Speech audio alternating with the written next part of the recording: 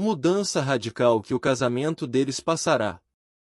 É possível o amor emocional renascer em um casamento? Pode apostar. A chave é aprender a primeira linguagem do amor de seu cônjuge e decidir utilizá-la. 1122. Alma andoa que quena não me no soço. Amor. Era um lindo sábado de setembro. Minha esposa e eu caminhávamos pelo Jardim Reinolda, curtindo da flora, que continha vários exemplares provenientes de diversos países do mundo. Os pomares foram originariamente cultivados por Rua J. Reynolds, magnata do tabaco, como parte de sua propriedade rural. Agora, fazem parte do campus da Universidade Wake Forest. Acabávamos de passar pelo Jardim das Rosas quando vimos uma senhora a quem eu começara a aconselhar 2 semanas atrás, aqui ou caminhava em nossa direção. Ela olhava para baixo, para as pedras dispostas ao longo do chão, formando o corredor por onde andávamos. Parecia estar completamente abstraída. Quando a cumprimentei, teve inicialmente um sobressalto, mas depois olhou para cima e sorriu. Apresentei a Caroline e trocamos alguns cumprimentos. De repente, ela de chofre fez uma das perguntas mais profundas que já me foram formuladas. Dr. Chapman, é possível amar alguém a quem odiamos? Eu sabia que aquela pergunta tinha brotado de uma profunda ferida e merecia uma resposta bem avaliada. Eu tinha horário marcado com ela para outra sessão de aconselhamento na semana seguinte.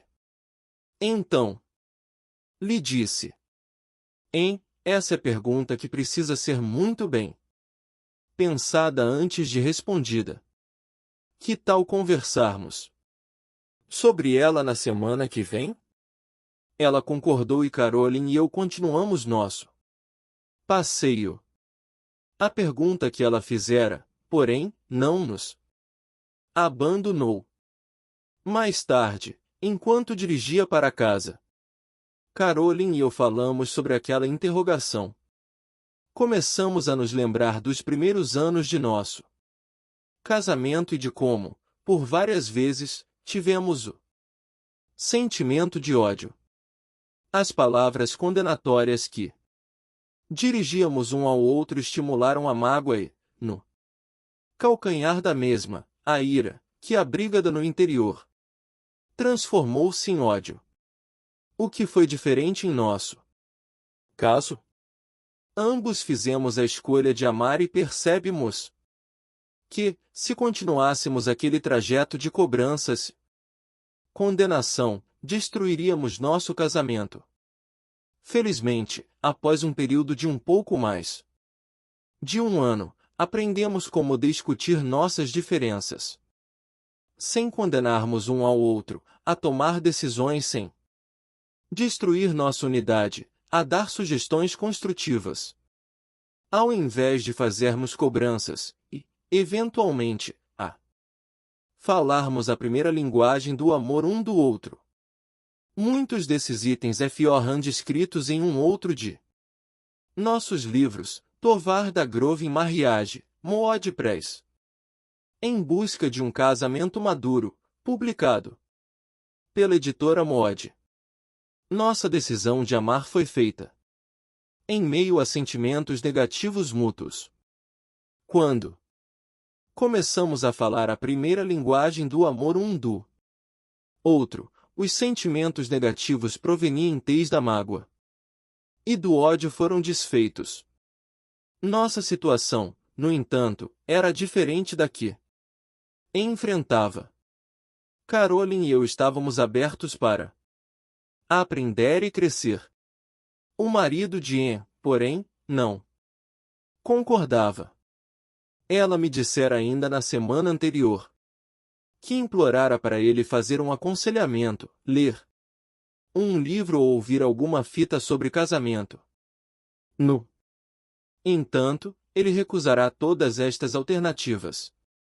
Segundo ela, a postura que ele assumira era: não tenho qualquer dificuldade. Você é quem possui os problemas aqui. Na mente dele, ele estava certo e ela errada, e isto era simples. Os sentimentos de amor que ela nutria por ele foram mortos através dos anos de crítica e condenação constantes. Após 10 anos de casamento, sua energia emocional esgotara-se e sua autoestima praticamente se destruíra. Haveria esperança para o casamento de Anne? Ela conseguiria gostar de um marido indigno de ser amado? Será que, algum dia, ele corresponderia ao seu amor? Eu sabia que era profundamente religiosa e frequentava regularmente sua igreja. Deduzi, então, que a única esperança que ela possuía para seu casamento residia em sua fé.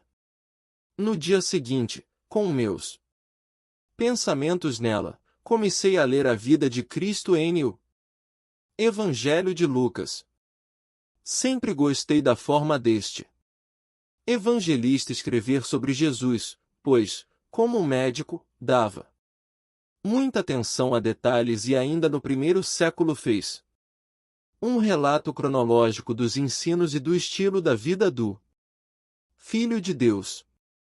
Naquele que muitos consideram o melhor sermão de Jesus, li as seguintes palavras, as quais chamo de grande desafio do amor. Digo-vos, porém, a vós outros que me ouvis, amai-os vossos inimigos, fazei o bem aos que vos odeiam. Bendizei aos que vos maldizem, orai pelos que vos caluniam. Como quereis que os homens vos façam? Assim fazei-o vós também a eles. Se amais os que vos amam, qual é a vossa recompensa? Porque até os pecadores amam aos que os amam. Pareceu-me que aquele profundo desafio escrito há quase 2000 anos era o caminho que Anne procurava. Mas, ela poderia dar conta daquele recado? Será que alguém conseguiria? Seria possível amar um cônjuge que se tornou um inimigo? Seria possível amar alguém que pragueja contra você? Maltrata-o, e dedica-lhe desprezou e ódio? E, se na melhor das hipóteses, ela conseguir, será que ele de alguma forma lhe retribuiria? Seria possível que aquele marido mudasse e começasse a expressar amor e cuidado por ela? Fiquei espantado com as próximas palavras de Jesus ditas naquele e antigo sermão, daí dar-se-vos-á boa medida, recalcada, sacudida, transbordante generosamente vos darão, porque com a medida com que tiverdes medido vos medirão. Também. Será que aquele princípio de amar a quem não merece nosso amor funcionar em um casamento no ponto em que estava o dia? Decidi fazer uma experiência. Tomei como hipótese o fato de que se ela aprendesse a primeira linguagem do amor de seu marido e utilizasse-a por um período de tempo de forma que as necessidades emocionais dele fossem atendidas. Eventualmente, ele se tornaria recíproco e começaria a demonstrar amor por ele. Imaginei. Será que vai funcionar? Encontrei-me com ela na semana seguinte e ouvi-a novamente enquanto falava sobre os horrores de seu casamento. Ao final de seu resumo, repetiu o que dissera no Reinalda Gardens. Dessa vez, porém, ela Colocou em forma de afirmação. Dr. Chapman, simplesmente não sei se voltarei a amá-lo depois do que ele fez comigo. Você já conversou sobre sua situação com alguns de seus amigos? Perguntei. Ela respondeu. Com umas 2 amigas mais chegadas e por cima, com outras pessoas. E o que elas lhe disseram? Todos são unânimes em dizer que devo me separar dele, porque ele nunca vai mudar, e esta demora só prolonga a agonia. Dr. C.H. Apman, ocorre que eu não consigo fazer isso. Talvez eu devesse, mas não quero. Acreditar que esta é a coisa mais certa a se fazer. Eu então lhe disse. Parece-me que você está em um dilema. Por um lado, sua crença religiosa e a moral lhe dizem ser errado desmanchar um casamento, e por sua dor emocional lhe afirma ser o rompimento a sua única forma de sobreviver. É exatamente isso, Dr. Chapman. É desta maneira que me sinto. Não sei o que fazer. Quando o tanque emocional está baixo, não temos sentimentos de amor por nosso cônjuge, simplesmente experimentamos dor e vazio. Estou realmente solidário com sua dor. Sei que você enfrenta uma situação verdadeiramente difícil. Gostaria de poder oferecer-lhe uma resposta fácil, mas infelizmente, não a possuo. Qualquer uma das alternativas que você mesma mencionou, continuar ou desistir de seu casamento, certamente lhe acarretará muita dor. Antes que tome uma decisão, gostaria de conceder-lhe uma ideia. Não posso garantir que funcionará, mas desejaria que, pelo menos, fizesse uma tentativa. Pelo que me disse, percebo que sua fé é muito importante para você e também respeita muito os ensinos de Jesus. Ela balançou a cabeça afirmativamente e eu continuei. Gostaria de ler para você algumas coisas ditas pelo próprio Jesus, que acredito tenham a ver com seu casamento. Li, então, devagar e pausadamente. Digo-vos, porém, a vós outros que me ouvis, amai os vossos inimigos, fazei o bem aos que vos odeiam. Bendizei aos que vos maldizem, orai pelos que vos caluniem. Como quereis que os homens vos façam? Assim fazei-o vós também a eles. Se amais os que vos amam, qual é a vossa recompensa? Porque até os pecadores amam aos que os amam. Estas palavras lembram seu marido? Ele a tem tratado mais como inimiga do que como amiga? Perguntei. Ela balançou sua cabeça afirmativamente. Ele já praguejou contra você? Muitas vezes. Ele já a maltratou? Sempre o faz. Ele já expressou que a odeia? Sim. Se você concordar, gostaria de tentar uma coisa. Desejaria ver o que aconteceria se aplicássemos este princípio em seu casamento. Deixe-me explicar melhor.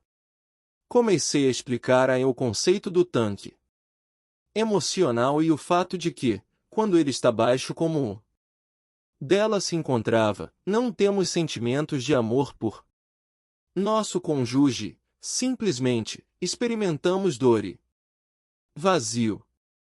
Desde que o amor é uma profunda necessidade emocional, a falta dele possivelmente também é a nossa mais profunda dor emocional. Disse-lhe, então, que se pudéssemos aprender a falar a primeira linguagem do amor um ao outro, a necessidade emocional estaria suprida e sentimentos positivos seria e novamente gerados. Isso faz sentido para você? Perguntei-lhe. Dr. Chapman, o senhor acabou de descrever a mim e a vida. Nunca, antes, enxerguei de forma tão clara. Apaixonamo-nos antes de nos casarmos. Não muito tempo depois de nosso casamento, caímos das nuvens e nunca aprendemos a falar a linguagem do amor um ao outro. Meu tanque está vazio há anos, e estou certa que o dele também. Dr. Chapman, se eu compreendesse antes este conceito, talvez nada disso nos teria acontecido. Não podemos voltar no tempo, e tudo o que podemos tentar é fazer o futuro diferente. Gostaria de propor-lhe uma experiência de 6 meses. Estou disposta a tentar qualquer coisa, disse. E apreciei seu espírito positivo, mas eu não estava muito certo de que ela entenderá o alto grau de dificuldade daquela experiência. Então sugere: estabeleçamos então nossos objetivos. Se em 6 meses você pudesse ter seu desejo romântico realizado, qual seria? Ficou um tempo sentado em silêncio.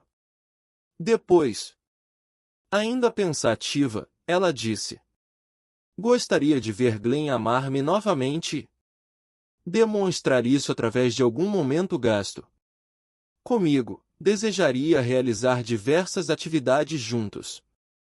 Queria sair, eu e ele sozinhos, para passear. Gostaria muito que houvesse interesse da parte dele pelo meu mundo. Apreciaria demais que conversássemos um com o outro quando saíssemos para jantar fora. Desejaria que ele me ouvisse. Gostaria de sentir que ele valoriza minhas ideias. Seria tão bom se pudéssemos novamente viajar e nos divertir juntos. E, mais do que qualquer outra coisa, desejaria saber que ele valoriza nosso casamento. Fez uma pausa e depois continuou.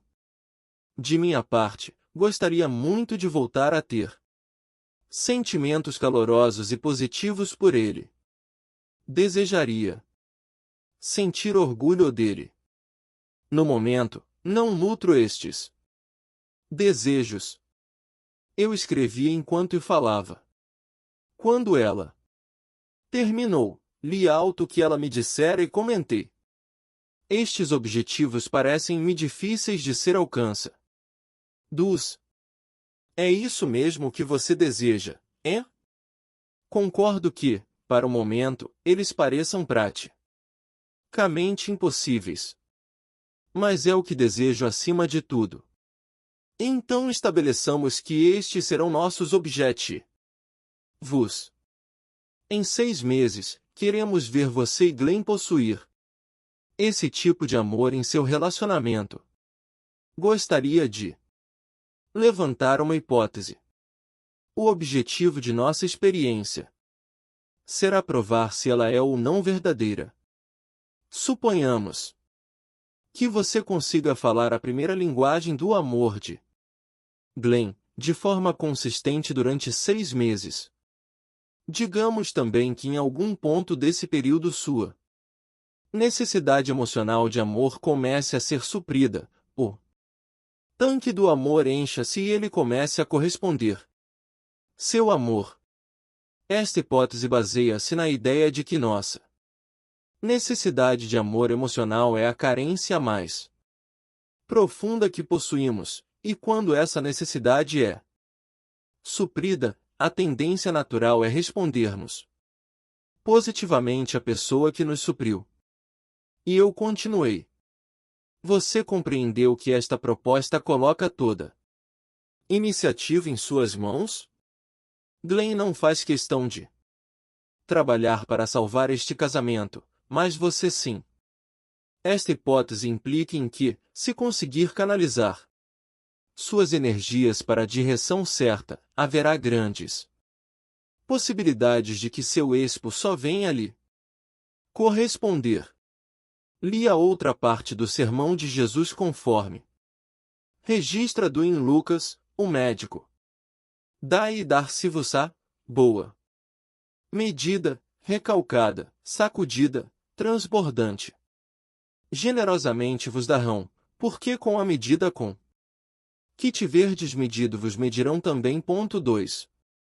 Se entendi bem, Jesus estabelece aqui um princípio e não uma forma de manipular pessoas. De modo geral, se formos bondosos e amorosos, todos também terão a tendência de sê-lo conosco. Isto não significa que sejamos pessoas boas e que todos necessitam ser bons para conosco. Somos agentes independentes. Portanto, não há garantias de que Glenn venha a ser recíproco a suas manifestações de amor. Só podemos dizer que existe uma boa possibilidade disso vir a acontecer. Um conselheiro nunca pode predizer com absoluta certeza o comportamento humano individual. Com base em pesquisas e em estudos dos tipos de personalidade, ele pode deduzir uma reação em determinada situação. Após ela concordar com a hipótese, eu disse a Anne: conversemos agora sobre a primeira linguagem do amor, tanto a sua como a dele. Declaro, pelo que você me contou, que qualidade de tempo seja sua primeira linguagem do amor. O que você acha? Eu concordo com o Sr. Dr. Sheckman. Logo no início, quando gastávamos algum tempo juntos e Glenn ouvia-me, conversávamos por horas a fio e fazíamos muitas coisas em companhia um do outro, eu me sentia amada. Acima de qualquer outra coisa, esta é a parte de nosso casamento a qual gostaria que voltasse. Quando ficamos algum momento juntos, sinto-me como se ele realmente se importasse comigo, porém, quando se dedica somente a outras coisas, e nunca tem tempo para conversarmos nem para realizarmos algumas atividades juntos, sinto como se os negócios e outros assuntos fossem muito mais importantes do que eu. Nesse momento, perguntei: e qual você acha que é a primeira linguagem do amor de Glenn? Acho que é o toque físico, especialmente a parte íntima do casamento. Noto que, quando nossas relações sexuais ficam mais ativas, ele assume uma atitude mais positiva e aí eu chego a sentir-me mais amada. Acho que o toque físico é a primeira linguagem do amor dele, Dr. Sheckman. Ele reclama da forma como você fala com ele? Bem, ele diz que eu o critico o tempo todo. Também afirma que eu não o apoio e sou sempre contra suas ideias. Creio, então, que podemos dizer que o toque físico seja sua primeira linguagem do amor e que palavras de afirmação, a segunda. Se ele reclama das palavras negativas que lhe são ditas, então, pelo que tudo indica, as positivas devem ser importantes para ele. Fiz uma pequena pausa e escrevi as seguintes sugestões. Deixe-me sugerir um plano para testar nossa hipótese. Que tal você chegar em casa e dizer a Glenn: tenho pensado muito sobre nós e quero que você saiba que eu gostaria de ser a melhor esposa do mundo. Então, se tiver alguma sugestão de como eu posso melhorar como companheira, gostaria de saber isso. Agora e quero dizer-lhe que estou aberta para isso. Você pode me declarar agora, ou então pensar um pouco e dar-me sua opinião depois. Gostaria, porém, que soubesse desta minha decisão de ser a melhor esposa do mundo. Seja qual for a resposta dada, negativa ou positiva, aceite simplesmente como uma informação. Esta colocação mostrará a ele que algo diferente está para acontecer no relacionamento entre vocês dois. Em seguida, continuei, com base em sua opinião de que a primeira linguagem do amor de Glenn é toque físico, e em minha suposição de que a segunda seja palavras de afirmação, focalize sua atenção nestas duas áreas por um mês. Se Glenn conceder-lhe uma sugestão do que você deve fazer para ser uma melhor esposa, aceite essa informação e insira-a em seu plano. Procure traços positivos nele e manifeste apreciação por eles. Neste meio tempo, pare com as críticas.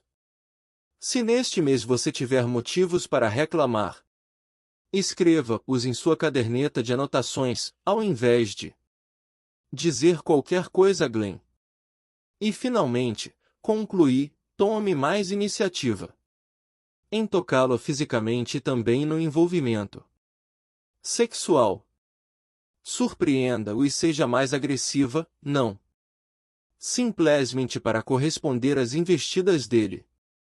Coloque um alvo de, nas primeiras 2 semanas, ter relações sexuais pelo menos uma vez a cada 7 dias.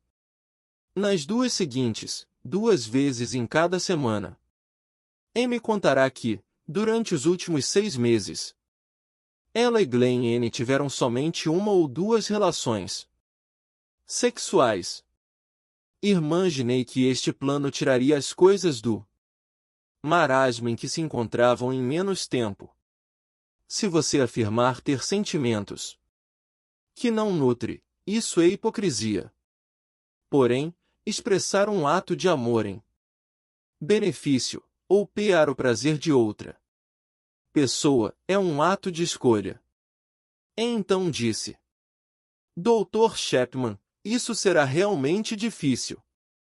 É quase impossível corresponder-me sexualmente com ele, pois ignora-me o tempo todo.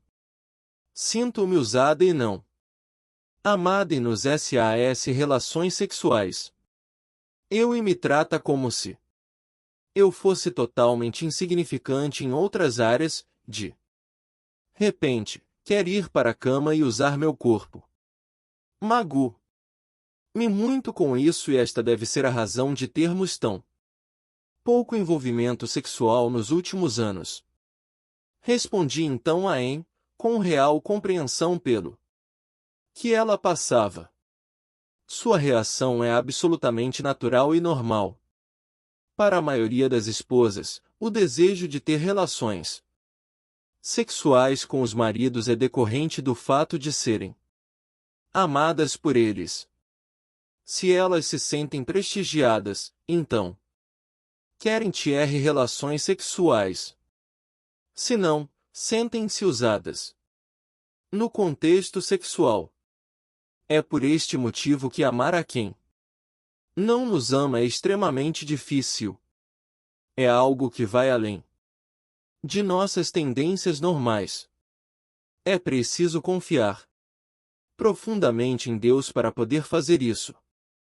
Creio que Ele ajudará, se você ler novamente o sermão de Jesus sobre o amar os inimigos, ou seja, a quem nos odeia e nos usa. Depois, peça a Deus ajuda para colocar em prática os ensinos de Cristo. Dava para perceber que concordava com o que eu lhe dizia. De vez em quando ela balançava a cabeça afirmativamente, mas seus olhos afirmavam que ela estava com muitas dúvidas. Mas Dr. Chapman, não é uma hipocrisia demonstrar amor sexual quando se tem tantos sentimentos negativos por uma pessoa? Minha resposta foi: acho que seria bom conversarmos um pouco Sobre a diferença entre amor como sentimento e amor como ação. Se você afirmar ter sentimentos que não nutre, isso é hipocrisia e esta comunicação falsa não é uma boa forma para se construir um relacionamento íntimo. Porém, se você expressar um ato de amor em benefício ou para o prazer de outra pessoa, é um ato de escolha. Você não atribuirá àquele ato um profundo envolvimento emocional. Creio que foi exatamente isto que Jesus quis dizer. Fiz uma pequena pausa e prossegui. Certamente não dá para termos sentimentos calorosos por quem nos odeia. Isso não seria normal. Mas, por outro lado, podemos realizar atos de amor por eles. E isso é uma decisão nossa. Esperamos que tais atos de amor produzam efeitos positivos em suas atitudes, seu comportamento e tratamento. Pelo menos, escolhemos fazer algo positivo por eles. Minha resposta, aparentemente, satisfez a E. Pelo menos naquele momento. Fiquei com a sensação de que precisaríamos conversar sobre isso novamente. Eu também sentia que, se aqueles planos fossem postos em prática, seriam devido à profunda fé que ela nutria em Deus. Tornei a dizer-lhe. Eu gostaria que, depois de um mês, perguntasse a Glenn se você melhorou ou não. Coloque em suas próprias palavras, mas pergunte a ele algo como: Glenn, lembra-se quando umas semanas atrás eu lhe disse que gostaria de ser a melhor esposa do mundo? Seria possível você me dizer o que tem achado? Prossegui com outras propostas. Seja qual for a resposta de Glenn N., aceite-a como uma informação. Ele pode ser sarcástico, frívolo, hostil ou positivo. Seja qual for a resposta que ele lhe der, não argumente, aceite-a e assegure-lhe que você fala a sério e realmente quer ser a melhor esposa do mundo, e se ele tiver sugestões, você está aberta para elas. Além do mais, prossegui, mantenha o hábito de interrogá-lo nesse sentido uma vez por mês, durante os 6 primeiros meses. Quando Glenn lhe der o primeiro retorno positivo, e disser algo como: tenho de admitir que quando você me falou que gostaria de tentar ser a melhor esposa do mundo, eu quase morri de rir. No entanto, tenho de aceitar que as coisas têm andado diferentes por aqui. Você saberá que seus esforços começam a modificá-lo emocionalmente. Talvez ele reconceda um retorno positivo depois do primeiro mês, do segundo ou mesmo do terceiro. Uma semana depois de você receber o primeiro retorno positivo, quero que faça um pedido a Glenn, algo que gostaria que ele fizesse, e esteja relacionado com sua primeira linguagem do amor. Por exemplo, numa bela noite você pode virar-se para ele e dizer algo parecido com: Glenn, sabe o que eu estou com vontade de fazer? Você se lembra de como nós costumávamos jogar Scrabble juntos? Jogo de formar palavras em um tabuleiro e somar pontos. Eu gostaria tanto que jogássemos juntos, só nós dois, na quinta-feira à noite. As crianças vão ficar na casa da Mary. Você acha que seria possível? Prossegui, coloque esse pedido de forma específica, não geral. Não diga algo como: sabe, gostaria muito que a gente pudesse gastar mais tempo juntos. Isso é muito vago. Como é que você saberá se ele fará ou não o que pediu? Mas, se fizer um pedido específico, ele saberá exatamente o que você quer e com certeza reagirá. Quando ele o fizer, será pela escolha de realizar algo que a agrade. E finalmente, faça, a cada mês, um pedido específico. Se ele atender, ótimo. Se não concordar, não se importe. Uma coisa é certa, quando atender seu pedido, você saberá que ele procura satisfazer a sua necessidade. Nesse processo só, você o ensinará a falar sua primeira linguagem do amor, porque os pedidos que fará com certeza são parte dela. Se ele decidir amá-la através de sua primeira linguagem do amor, suas emoções positivas relativas a ele despontarão na superfície. Seu tanque emocional começará a encher. E, a seu tempo, o casamento renascerá. Então disse: Dr. Chapman, eu faria qualquer coisa se isso fosse possível. Talvez você precise de um milagre em seu casamento. Por que não tenta colocar em prática a experiência de Den? Dará um bocado de trabalho, mas acredito que compensa uma tentativa. Eu, pessoalmente, estou muito interessado em ver se esta experiência dará certo. E se esta hipótese comprovar-se-á, gostaria que nos encontrássemos sistematicamente durante este processo, talvez a cada 2 meses, e você fizesse anotações das palavras de afirmação que dissera Glenn a cada semana. Gostaria, também, que me trouxesse a lista das reclamações anotada em sua caderneta, aquelas que você não vai revelar para Glenn. Pode ser que, através destas reclamações, eu consiga ajudá-la a formular pedidos que possam ir ao encontro do suprimento destas frustrações. Finalmente, gostaria que você aprendesse como compartilhar suas frustrações e irritações de forma construtiva e os dois conseguissem lidar com isso. Mas, durante estes 6 meses de experiência, quero que você as anote sem nada dizer a Glenn. Ele levantou-se e acredito que já com a resposta à famosa pergunta que me fizera, e possível amar alguém a quem se odeia? Nos 6 meses que se seguiram, enviou uma tremenda mudança na atitude e no tratamento de Glenn para com ela. Nos primeiros 30 dias ele estava frívolo e lidou com a situação de forma superficial.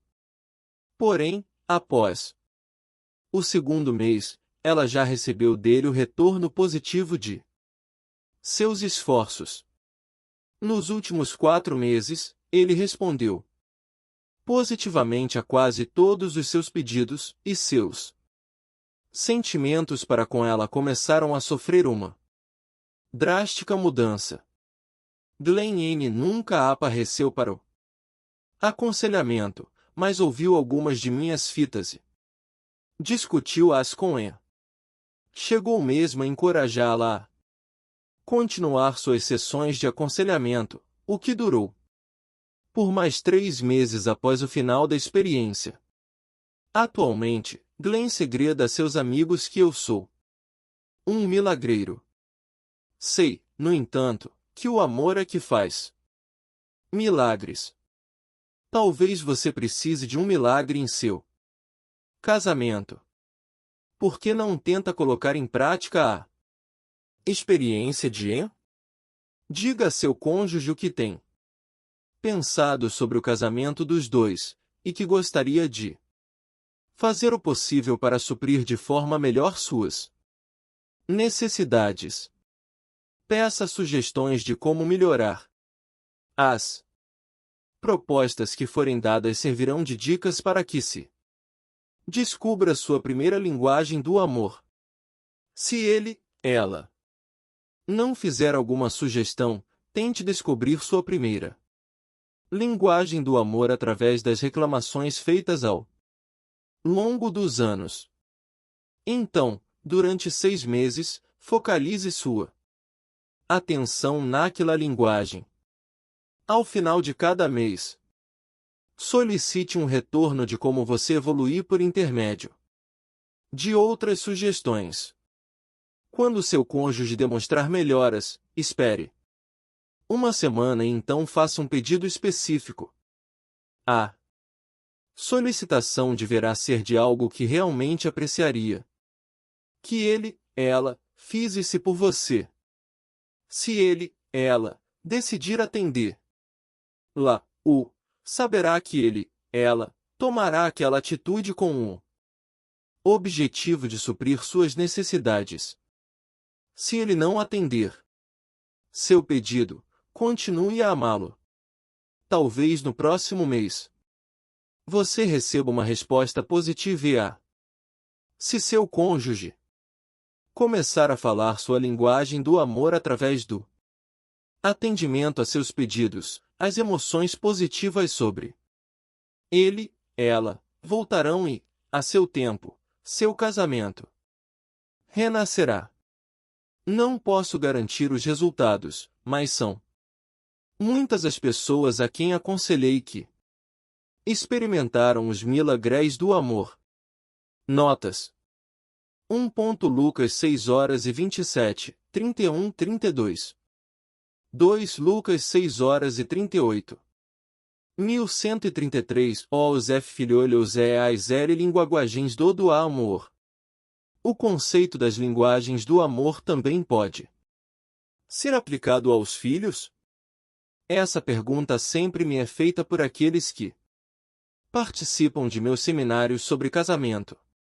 Minha resposta genérica é sim. Quando as crianças são pequenas, não há como saber a primeira linguagem do amor delas. Portanto, use todas as 5 e você terá mais possibilidades de descobri-la. Outra dica: ao observar o comportamento de seus filhos, será possível